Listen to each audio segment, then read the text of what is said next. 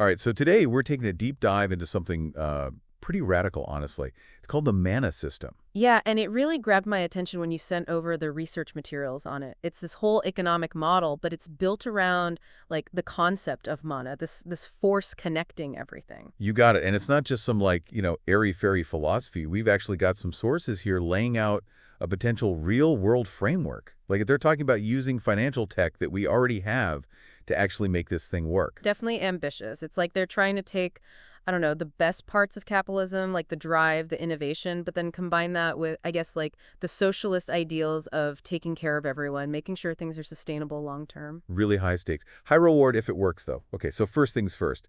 Someone hearing about this for the first time, what is mana in this system? It's not like dollars in my pocket, right? Right. It's not like traditional money at all. I think the best way to explain it is it's like a way to measure the flow of almost like energy, but what it's really measuring is the trust, the potential for people to work together, the strength of the relationships within the network. So it's less about how much I have and more about like our combined ability to get things done. That's a good way to put it. And instead of just looking at your bank account balance, the sources talk about these mana bottles, almost like a personal record, but instead of just money, it's tracking your history of working with people, how strong your connections are, the trust you've built up. So hold on. You're telling me instead of my credit score, I've got a trust score. Kind of sounds a little Big Brother-ish, doesn't it? Well, this is where it gets interesting because they're proposing using stuff like open banking data, APIs, like, Tink, things like that to actually track what you do, not just what you say you'll do. Okay, so it's not just about like my gut feeling about someone. It's actually based on data, whether they, show up on time, meet their commitments. Exactly. Measurable actions feed into your mana bottle. Still feels kind of wild, though, like actually quantifying trust. That's what's so radical about this. Imagine, actually being able to see those positive contributions, not just financially, but like how well we work together. So let me get this straight. If someone's constantly, bailing on projects, their mana bottle reflects that. But someone who's really reliable, great collaborator, their mana level is high. Exactly. And it's not about judging individuals. It's about how that mana flows through the whole system.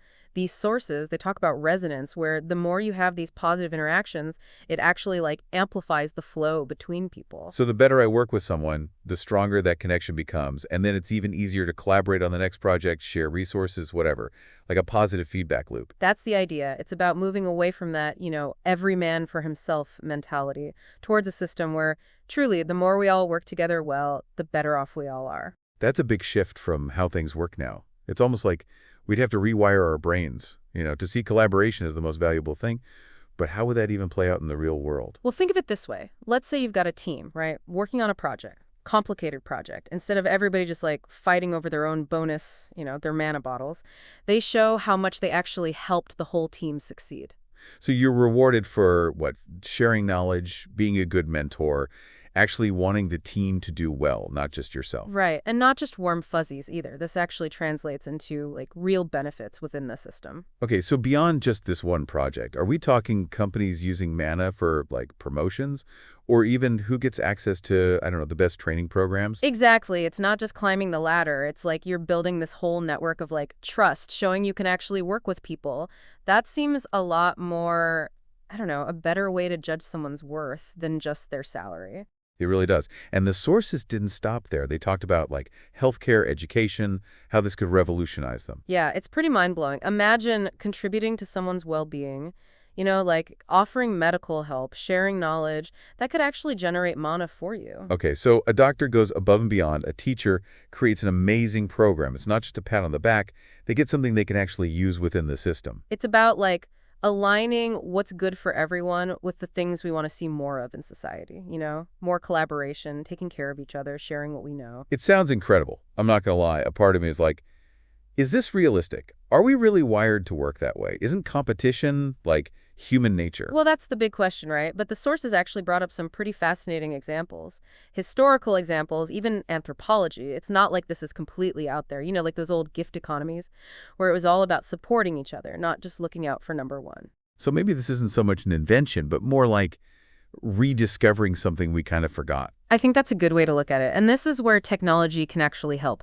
AI, machine learning, we can actually build tools that not only measure mana, but help people work better together, connect people with the right skills, maybe even help resolve conflicts in a good way. So AI isn't some big brother. It's more like the assistant making sure this whole mana thing actually works smoothly, ethically. But let's be real, a system this different, there's going to be pushback. People in power now, they're not just going to give it up. Oh, for sure. You've got the people who benefit from how things are. Then you got the people who just think this is like a hippie fantasy. So how do you change something as big as the economy? It's a massive question. Well, the sources actually talk about starting small. They call them mana labs, little experiments, Could be communities, companies, even online. So instead of trying to convince the whole world at once, you create these little spaces where people actually live the mana system, show it works. Exactly. It's kind of like, how the internet started. Small groups, connecting, building things outside the normal way. You prove it works, get people excited, then it spreads from there. So it's not about arguing. It's about showing people like, hey, check out the community garden. We're using mana. It's amazing. That's it. And as these mana labs do well, other people, the ones who want a different way, they'll be drawn to it. But even then, even if that works, there's got to be practical problems, right? Scaling it up, how do you actually do that? Well, this is where those sources got really into the weeds. They actually suggest using a lot of the tech we already have, like we talked about open banking, but also things like distributed ledgers, kind of like blockchain, to keep things transparent and safe. So every time mana changes hands, someone does something good, it's all tracked, like permanently. No one can mess with the numbers or cheat the system. Exactly. And they even take it a step further, talking about using smart contracts, like basically agreements baked right into the code. So let's say I promise to do something for you for like 10 mana units. Once I do it, the system automatically makes the transfer. So less room for arguments, less chance of someone getting ripped off, and it just makes the whole thing more trustworthy because everyone knows the rules are the rules. Right, and this is where AI can come in again. Remember those algorithms that could tell if someone's trustworthy? Well, they could also be watching out for anyone trying to, cheat the system. So if I try to like pump up my mana bottle artificially or mess with a transaction, the AI catches it and what? Sounds the alarm. Pretty much. It's about making the whole thing, run smoothly, but also making sure no one can exploit it. Okay, that makes sense. But even if we get the tech right, there's still the human factor. How do we convince people that this is better? That helping everyone is better than just looking out for themselves? That's the big challenge, and there's no easy answer. But those sources, they kept coming back to this idea of showing people the benefits.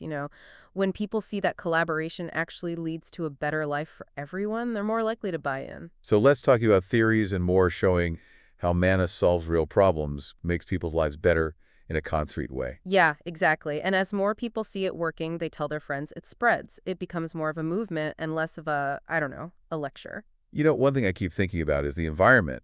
Could this actually help with, like, all the environmental problems we're facing? That's a great point. And actually, it's something those sources brought up too. Remember how we talked about moving away from scarcity? Well, that has a huge impact on how we see nature.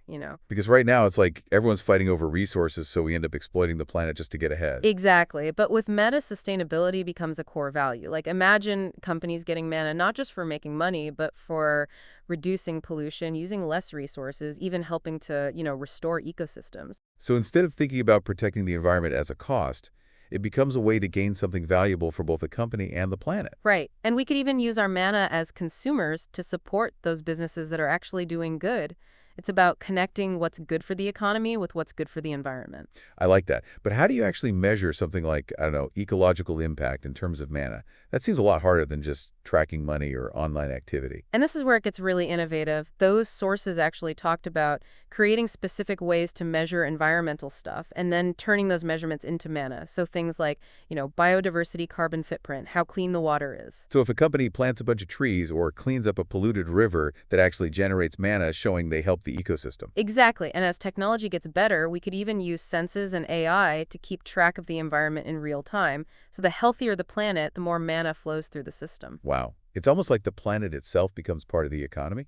Yeah, in a way, and that's what I find so fascinating about this whole mana system. It's not just a different way of doing business, it's a different way of looking at the world. It's about understanding that we're all connected to each other and to nature. It feels like we've just scratched the surface here. There's so much to think about, so many questions, but it's definitely given me a lot of hope. It challenges us to think differently about how society works. It's going to take, courage and creativity, but it could lead to something truly amazing. It's a journey worth taking. If we can figure out this mana thing, if we can learn to work together instead of against each other, I really believe we can create a world where everyone can thrive. That's what I hope people take away from this deep dive. It's not just about understanding a new system, it's about realizing that we have the power to create a better future. A future where mana helps us build a world where everyone and everything can flourish.